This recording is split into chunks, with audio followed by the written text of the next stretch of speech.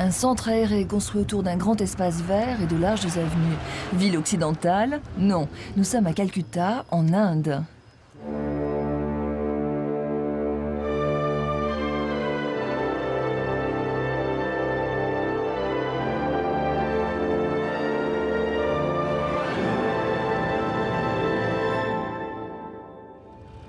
Le centre de Calcutta est constitué de grands axes de communication et d'un espace vert appelé le Maidan, d'origine coloniale.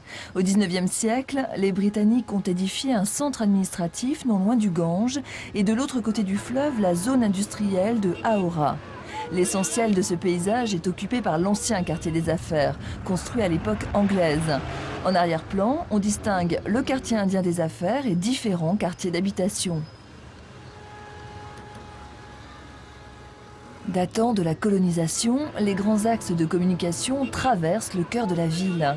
Larges et rectilignes, les avenues de Calcutta sont encombrées par une multitude de véhicules, presque tous fabriqués en Inde.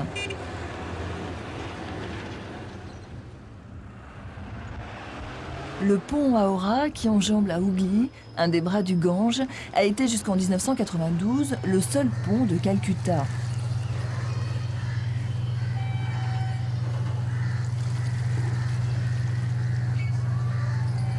Situé au cœur de la ville, l'immense espace vert du Maidan est le poumon de Calcutta.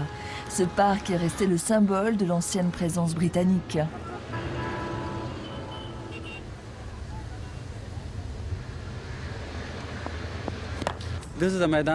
Ça, c'est le Maïdan. Ce que vous voyez est le plus grand espace vert au cœur d'une ville en Inde. Mon bureau est à côté. Je vis à côté. Le Maïdan fait partie de ma vie depuis mon enfance. Les gens ont pris conscience des problèmes de pollution et ils font de leur mieux à leur niveau pour s'en débarrasser. Ils plantent des arbres et essaient de rendre la ville plus verte encore. Le centre administratif date lui aussi de la colonisation anglaise et c'est toujours un lieu de pouvoir. D'abord siège du gouvernement de l'État du Bengale occidental, mais aussi celui de nombreuses entreprises de télécommunications. Je tiens un magasin d'électroménager dans le quartier. Depuis 30 ans, dès que j'ai un moment de libre, je viens pêcher ici. Avant moi, mon père et mon grand-père y venaient déjà. Ici, on peut tout faire sans avoir à changer de quartier. Tenir un commerce, se mettre en règle avec l'administration et pêcher du matin au soir si on en a envie. Depuis quelques années, on a même un club de pêche qui s'occupe de mettre des poissons dans le lac. De l'autre côté du fleuve, la banlieue d'Howrah est une vieille zone industrielle où il reste très peu d'usines en activité. Dans l'une d'elles, Howrah Mills, on fabrique toujours de la toile de jute, production traditionnelle indienne.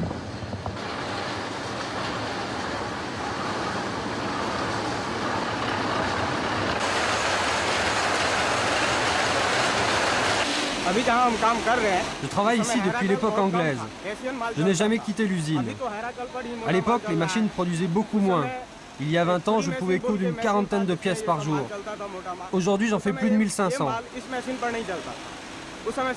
J'ai entendu dire que l'usine devait fermer et qu'on allait travailler dans une usine plus moderne. J'espère, car si je suis au chômage, je ne pourrai plus nourrir ma famille. Le quartier européen des affaires est depuis le XIXe siècle en relation avec le reste du monde.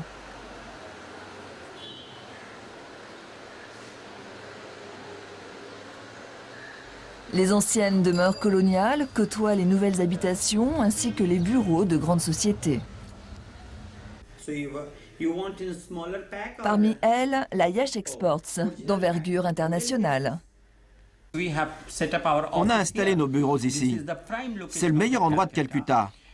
Il est bien relié avec le métro, avec tous les autres moyens de transport.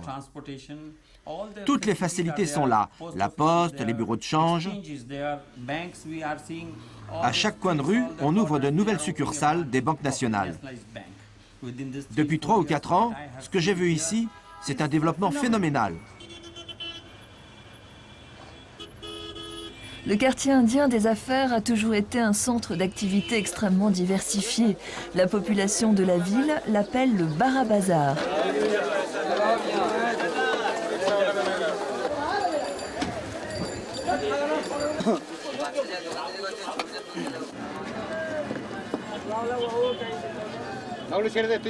Monsieur Janlim y vend des parapluies. On peut gagner beaucoup d'argent dans le quartier. Tout le monde vient habiter ici. Le coût de la vie est très bas. On peut survivre avec une poignée de roupies. On vit tous ensemble, il n'y a pas de problème entre les communautés. Les musulmans sont parfaitement intégrés ici. Le seul problème, c'est qu'il y a trop de monde. On ne peut plus marcher sur les trottoirs et la circulation est de plus en plus difficile. La pollution devient vraiment inquiétante. Dans les quartiers d'habitation, riches et pauvres vivent les uns à côté des autres. Avocat renommé, M. Keitan est issu de l'une des plus grandes familles de Calcutta. Ma famille vit à Calcutta depuis près de 100 ans, mais nous venons du Rajasthan. Aujourd'hui, en tant qu'avocat, mon travail principal consiste à aider les hommes d'affaires étrangers à mettre en place leurs activités commerciales en Inde. Tout à côté de chez M. Keitan, la plupart des habitants de Calcutta vivent dans le plus grand dénuement. Il y a 10 ans, j'ai quitté l'état du Bihar avec ma famille pour trouver du travail à Calcutta. Depuis que je suis maçon, j'ai de quoi manger tous les jours. La vie est difficile ici. Les gens tombent souvent malades. Ils ne peuvent pas se soigner car les médicaments coûtent trop cher et les magasins de rationnement sont souvent vides.